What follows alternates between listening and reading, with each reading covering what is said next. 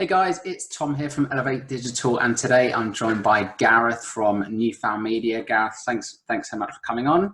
Yeah, thank you so much for having me, and hi everyone. I'm really looking forward to this. I've been looking forward to this one for a while. Podcasting, something that's been on the radar for me for a long time. I'm a big fan of Gareth. He's extremely consistent, and your podcast, I think, is pretty incredible in terms of like just your sheer vulnerability and your openness and how you share with people. So I'd love to kind of dive into your journey with podcasting. I know it's a very hot topic at the moment. A lot of businesses and brands are looking to kind of get stuck into it. So I'd love to kind of get your thoughts and some tips as well that can help people out, get started, and what things they might need to look out for. Yeah, let's do it. Yeah, awesome. So firstly, dude, first question I have for you, where do you get your inspiration and momentum? Like, because you are so, and this is something that I notice with a lot of people, like they might do a couple of posts and then never again, but you are so consistent, and you a lot of the questions that come up for people a lot of the time, myself included, is like, what am I going to post about, right? What am I going to talk about? How do you find the inspiration to start kind of talking and podcasting and documenting, most importantly? Well, what I kind of found out was you have to start on a platform that I would say that you feel comfortable with. So whether that's Instagram and you're posting images because you're an artist, or whether that's you starting a podcast because you're a public speaker, starting off somewhere where you feel comfortable is always a good place to start. If you start somewhere where you're not necessarily uncomfortable, for example, if you start on TikTok, you're probably going to struggle to be consistent because you're going to see it more like a chore. And you don't want to see content creation as a chore, because you want to enjoy it. And that's the whole reason why I create content, is because I enjoy it and I want to bring value to the world and kind of have my voice. And so that's the first place I'd say to start. But in regards to actually coming up with the content on a day-to-day basis, you can literally talk about anything, and it's crazy what people will actually listen to. And especially in the beginning for me, I really kind of got started, especially in video, and really consistently, I got started on LinkedIn. And then I kind of branched out to having a podcast. And that initial content, coming up with it, is often difficult. And if you're trying to start out and you're struggling to come up with content, don't try and stress yourself out about it. You're not alone. And one of the things I would suggest is, you'll have some days where you're super inspired and you've got lots of ideas flying through your head. Just write them down, because you'll come to those opposite days where you have absolutely no content. And so to build that consistency, you can start off by using that inspiration that you've already got, but also just talking about what happens on your day to day.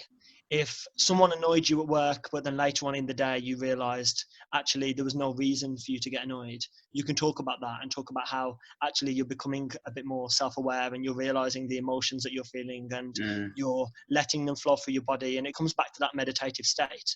And you can literally make a 2 to 3 minute video about that and put it on LinkedIn. Or if you're not as comfortable and you want to do that in an imagery post, then you can do that on Instagram. Or even if you just want to just do the text to start off with, you can start by doing that on Twitter, or even LinkedIn, or even Facebook if you feel a bit more comfortable with Facebook. Yeah. And then kind of building on that, and don't stress yourself out about content. Everyone has content block. I literally, a few months ago, I walked around and I was like, you know what, I've got to film a video because I've got this LinkedIn audience waiting for me, and I have absolutely no idea what to talk about. So what I did, I just put the camera up and I clicked record, and it was crazy how quick I had to think on the spot to come up with content. But what I ended up talking about was literally, I literally sat in front of the camera for the first 10 seconds and I was like, hi everyone, today I've got content block. And I just kind of carried on talking, and it led to a 3-minute video. And then I just post it. If you're wanting to get started in video, one of the first things I would suggest, and the same with podcasting, is put the first few out. Don't stress about them, just put them out. Because the truth is, you will end up recording and you'll view it and you won't like it. So you'll record again and again and again and again. And then you'll end up not putting anything out. But the whole point is getting started. And the truth is, if you look back at my first video, I filmed it about 10 times. But the way that I got myself started was I put that post out and I said, when I get a mobile phone in this amount of time, I'm going to start recording. So everyone was expecting me to start recording video on that day when my new phone arrived. And I kind of tricked myself, because at that point I didn't have an audience waiting for me. I didn't have anyone expecting me to show up, but I tricked myself in terms of doing that. So that's the place I'd really say to start, just putting out content. It can literally be about anything, crossing the road. It can be about what you had for lunch, but just getting started. I really love that. I think that's such a valuable lesson. And I've noticed, like, it's kind of mind blowing, because I think a lot of businesses, and I kind of went through this myself, of thinking like, you know, I don't want to post something random because then it's going to just sound vague or whatever. But it's amazing how, you know, even if whether you're in B2B or B2C, like sometimes, like just saying something like, oh, I had this situation at work today where somebody pissed me off, or I've got content block, like being honest like that can start a conversation because it's relatable. Like that's the thing. And it's very easy to lose sight of that. And I lost sight of that for a long time, but it's amazing how many messages I've had on LinkedIn just from doing posts about completely random things that then lead to a business conversation. Yeah. Like you don't kind of expect it. It happens. You never do, yeah. Because, and I think what's so powerful about it is because there's so many like marketing posts, right? People have become like desensitized to them. So when people see something real, they gravitate towards it. And I think that's something really interesting. And you mentioned like LinkedIn, like something that's really interesting about LinkedIn at the moment is it's really changing. Like the content on there is becoming much more like anecdotal stories. And it's not all like typical just business stuff like it used to be, right? It's really, really interesting. And I love what you were saying about finding something that you enjoy as well. Like, I think that's really important. And again, like that's something I definitely struggled with, like forcing myself to do certain types of content that I just didn't enjoy.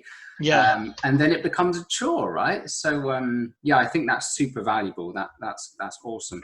So one of the other things I wanted to ask you as well, when it comes to podcasting, like what's some of the best ways, like going from that topic of like, you know, personal and business, do you think there is, because I've noticed like there's a lot of businesses now who will have their own business podcast, and then their team will have their own like personal brand podcast effectively. Like, what are your thoughts around that, and kind of, you know, the intentions behind it? And, you know, should you have two? Should you have one? Like, I certainly think businesses should have a podcast, but only if it fits into their culture. Not all brands are Google. And I use Google as an example because everyone knows the culture at Google. They have a very friendly atmosphere where it's very laid back. You wear jeans to work, you can wear a tracksuit to work, it doesn't really matter. Whereas there are organizations out there, for whatever reason, they have to be corporate. And so that really depends on the organization. But I'm a huge advocate for having a bit more of the laid back environment, having things like slides in the office, invite your dog in to work. I'm down for all of that sort of stuff. And I'm a huge advocate for getting the people inside of the company heard, because oftentimes, especially with the more kind of government-led organizations, if you want to call them that, like your local council, your governments, those types of organizations, they often tend to be extremely corporate, and you might see a CEO or you might see a managing director, but what about the 20 people on the marketing team, or the 15 people on the comms team, or the finance team, for example? You don't see them. And actually, they have a huge amount of employees, but you never see anyone that's in the business, and they often have things to say. And they're a potential bridge for connection as well, right? Like they, again, the relatability thing, they might relate to someone that the business brand as a whole doesn't. Like, and it goes back to that point, and I hate to be cliche, but people work with people. And so if you see people inside the company, you can relate to that more than seeing someone which is just a brand and a logo, because that's often quite hard to relate to because it's just an image someone's made up on Illustrator or whatever. And so, yeah, I'm a huge advocate for it. Get your employees heard, hear what stories they have to tell. It doesn't necessarily have to be about your business. It can be branded under your business umbrella, but actually getting those voices heard about a completely different topic to what you actually do gives your brand a bit more life, as in the business brand, but also it shows that your employees do love your company and actually they really love talking about dogs, even though your company could be about marketing. And it just gives you that extra bit of life as a brand. Yeah. And I think more companies will start to move that way. And well, we've already started to see a shift of companies. There's a lot more companies being started up where it doesn't matter whether you wear a suit or you wear a tracksuit, just as long as you turn up to work and the work gets done. And there's a lot more kind of employee advocacy around like making sure that everyone inside the company is well and everyone's good. And if you've got mental health problems, then okay, as a company, what can we do to support you? And I think I really, really like the way that business is going, because caring about people is down to our human nature and our fundamental human being philosophy. So I'm surprised it didn't happen earlier, but I really love the way it's going. And podcasts is another great way to just kind of help employees get heard. Totally. And so what do you think makes what makes a good podcast? I mean, what is there anything that makes a good podcast? I mean, it's one of those things, isn't it? Like I don't think there's any one way to success in anything. But are there certain kind of things that people should be mindful of when kind of thinking about starting up, and certain things they want to look out for? So one thing that you kind of touched on early on in this video was that actually the power of consistency and just showing up every single week is extremely important. And you'll be surprised how far consistency can get you. Your content could be absolutely terrible, but if you show up every single week, it gives someone else the reason to show up, because you're actually putting in that effort and you're putting in that work. Depending on your podcast, depends on the type of voice and tone you want to give it. Just the same with a brand, the same with your personal brand making videos. Everyone communicates in different ways. So when you're with your best friend, you'll probably talk a lot differently to when you're with your grandparents, because the generational gap, but also because your relationship with those individuals. And when you're on your podcast, it's the same. For example, if you want to make a corporate podcast, you might not use the same sort of words and language than what you would if it's just you sitting on your sofa with your best friend with a beer. And I think that's definitely something to be mindful of. Really sit down and plan what you want to do for your podcast. I fell into my podcast, but in my mind, I had an idea of what I wanted to do. So my podcast is all about me starting my first company and going through the motions, learning absolutely everything about starting a real company and everything else in between, the thoughts that come in my head, the bad times, the good times, all the rest of it. And my voice is really laid back. You might hear me take a sip of my drink halfway through, because that's the voice I wanted to give it. Whereas there's companies that would prefer to give it much more of a polished tone. They take out all the ums and they'll edit it afterwards. They'll put a nice intro on the front. So it really depends on how you want to brand it. Another great example of this is a guy I've known for about 1.5 years through LinkedIn. I initially met him on Twitter, actually, and his name's David. And David has a podcast, and his podcast is Car Thoughts with David. And whenever he's on a journey by himself in the car, he'll just throw his microphone on, record on his phone. And halfway through the podcast, you might hear someone, like you might hear him changing gears on the car, and you might hear him pressing the brakes, all that sort of stuff. And one day he asked his podcast audience, should I take this out? Because it's a lot of background noise. You probably won't want to hear it. But actually, he had a huge wave of people messaging him saying, oh, no, we love that bit. It makes the podcast. So the one thing to think about as well is if you feel like you've got too much background noise, you feel like there's a lot of things going on, maybe, just maybe, that could actually make your podcast and make it a lot more real. It builds that realism. I mean, just like if I was recording a podcast and someone walked in the room, or you heard a door shut, or you heard, I don't know, a fire engine outside. It's just life, isn't it? There's always going to be something going on that we can't control. Yeah.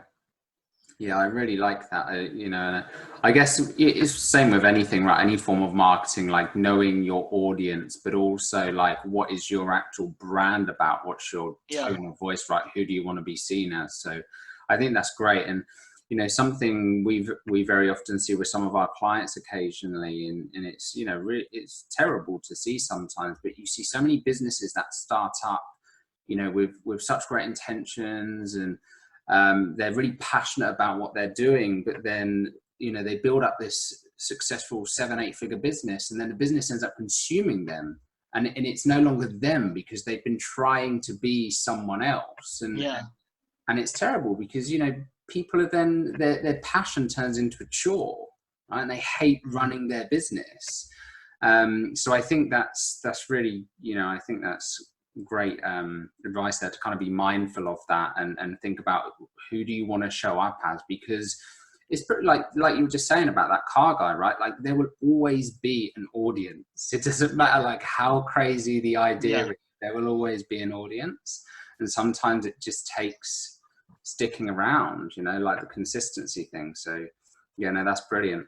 And how do you, what's the best way, because I think another stumbling block people probably had, and I had this with like video, for example, as well, right? It's like the equipment, like, oh God, I've heard people say in the past, like, oh, I would do a podcast, but I need a studio. Yeah. Personally, I don't think you need a studio to do a podcast, but what's your, I'd love to get your thoughts on this. Like, what do you need really to get started? So my podcast is filmed literally right here in this seat. This background, everything in my student accommodation, because I'm only 21 and that's just where I live. You certainly don't need a studio. Some companies would prefer a studio because, again, it goes back to that tone of voice.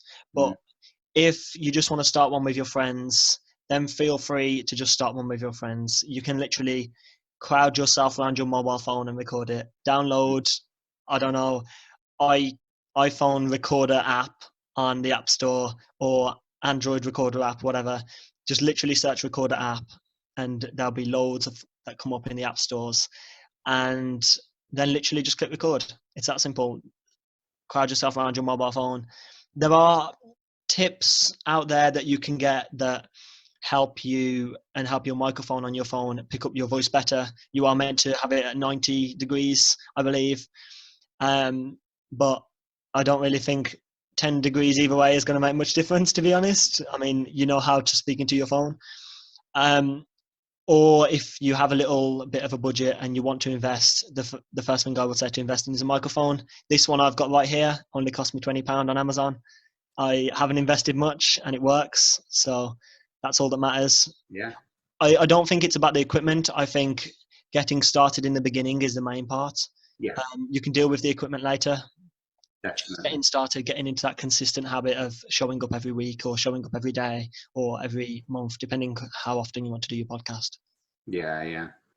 I think, yeah, I mean, it's that's so true. Like that's exactly what I think as well with the, you know, the whole equipment thing. And it's funny because, like, you know, sometimes you literally do see people who are just, and you know, I felt like this a bit with video as well. Like, oh, I need to get one of these fancy SLR cameras and do the blurred background and stuff. Yeah. And then you just think like, it's just simply not true. Like some of the, you know, I've seen so many things on LinkedIn where people have made like humongous business deals from doing like a portrait video on their phone whilst they're walking through like town or something. Yeah. The message has just resonated with someone, you know, and it's like, it's such a powerful reminder to kind of think about things like that. So, Totally agree. what suggestions would you have? So let's say someone's kind of just started doing their first podcast, but they want to start promoting it. Like, what suggestions would you have around kind of getting some traction and getting some listeners on it? So if you're, just to touch on starting a podcast, because I made a huge mistake when I initially started mine. I walked into podcasting purely because I didn't want to start a blog. I don't like writing. And so I was like, you know what, I'm going to start a podcast. Not many people are doing this. I'm going to try it and see what happens. I started at the only place I knew which was SoundCloud. I wouldn't suggest going to SoundCloud. I went to SoundCloud. I was paying £10 a month and not really getting much back from it. It didn't get like sent to anywhere. It wasn't on Spotify. It wasn't on iTunes. And then I moved to Anchor. 𝐴NCHOR. Anchor is probably the best thing I moved to. It distributes it everywhere for you. It's a really great place to get started. This isn't a brand deal. This is me from my pure heart. I like Anchor. It's a great place to get started. It's completely free. And it just makes your life a little bit easier. But going back to that marketing side of things, it kind of depends on where you are and what your content is about. So if you've got a bit more businessy content like I have, it often seems to resonate a little bit more on LinkedIn than if I would post it on Instagram or Twitter. And the life of a post on LinkedIn is significantly longer than on Twitter as well, which helps. But I would show up in whatever way you can possible and just try and get the word out there, whether it's just text on LinkedIn or Facebook, or whether it's messaging your friends that you haven't seen in 6 months because you want them to have a listen and to get your numbers up, or whether it's making a fully formed video from your phone, recording your podcast on your phone, or if you've got a spare camera lying around, recording it, edit it up and throw it into different pieces of content. There's lots of different ways you can do it, but just get the word out there when you are initially starting. Try and build the buzz from the beginning. So a few weeks before you launch, say that you're recording your first episode and this is the date it's coming out, put it in your diaries, that type of content. Because you might not get engagement on the first or second post, but the third post, someone might like it and say, oh, this is interesting. I might tag my friend who I haven't seen in 2 months because I know they like cooking bread, for example, baking bread. Whatever your podcast is about, but just getting that word out there to start off with. Doesn't matter how, just getting the word out there. Yeah, I think that's really interesting what you said there actually about like that third time that you post it, because I feel like often what happens is, people might share something twice, for example, and then, they don't want to share it again because they feel like they're being a pest or something. And then they potentially, it's like that. Have you ever seen that picture of the gold miner? And he's like, like an inch away from gold. And then he decides to like give up and turn away. I think that's really powerful. And I think a lot of people do that. How do you kind of push through that barrier of like, I guess fear of judgment is what it comes down to, right? People are scared that, people are going to judge them or they find them annoying. Like how do you find best to push through that? Because you just don't seem to have that at all, I really admire that. Like, I think it's incredible. It's quite difficult. I mean, there's a lot of people talking about social media and the effects on mental health and things. And especially with Instagram as well, it can make you feel like everyone's watching you and that whatever you do, people are going to say things to you. And I know this certainly isn't easy, but just remembering that you are your own person and that not everyone is actually watching you. And the truth is they're getting on with their own lives and going through similar things as you, but also extremely different things. You never know 100% of what's going on in someone's life. And the truth is, if they judge you, then there's always a special button on every social media platform. It's called the block button. And oftentimes, if someone's giving you grief, just hit that button and it will all go away. But on a serious note, I would say just kind of put it out there. And if you're on Instagram and your friends can see and you're nervous, then start a new Instagram handle and don't relate it to you and just have it as a kind of brand. You can call it chocolate teapots, I don't know, and have that as your Instagram handle. Or if you're still really scared that they'll find you, then go onto a different social media platform. There's loads of social media platforms out there. I can guarantee 90% of the people that are watching this probably don't make any and don't have their friends on LinkedIn. And that's the truth. You can jump on LinkedIn. People will welcome you with open arms. There's a very, very nice community on LinkedIn that will really push you to become the best person you can be. There's lots of ways to avoid it, but I think it's also deep down, you have to kind of be self-aware enough to realize that actually you have to stop letting other people hold you back. Yeah. I know that's not easy and it does take time, but over time, trying to build that mental toughness and that mental resilience. I think one of the things I've noticed about you as well, Gareth, and I don't think this can be like understated, but you have, you know, you will just, and I think this is something people don't do enough, but you will just reach out to people and start conversations and start building relationships. And I think when it comes to, you know, sharing or promotion or trying to, like, you know, whether it be grow a business or grow a podcast, ultimately it all comes down to the number and the quality of the relationships you have. And I think people try to bypass their way with relationship building by putting posts out and just, you know, running sponsored ads or something in the hope that it's, but that's not what builds relationships, right? Talking to people is what builds relationships. And I think to get momentum in those initial stages, I think that's something you kind of do incredibly well. And I don't know what like, I would imagine because of that, you have respect from a lot of people who will then in turn more likely to engage and share your content anyway, because they respect you so much. What's because you again, like going back to LinkedIn, what's your kind of journey been like on there in terms of, you know, building an audience on the platform? Because it's similar to with podcasting, right? That's so interesting that you say that, because I've had a lot of mixed reviews from people in my real, like, that I see on my day to day. They're like, you shouldn't be reaching out to people. Did your mum never teach you that reaching out to strangers is bad? Stay away from strangers, stranger danger, all the rest of it. The talks that everyone's had from their parents and carers, for me, it was my carers as I grew up, because I was in foster care. But personally, how did you meet your friends? You had to speak to a stranger to meet your friends, and you would never have known that they were your best friend until you went up to them in the playground and said hi, or you went up to them when you were buying a coffee and said hi, or picked up their book or whatever.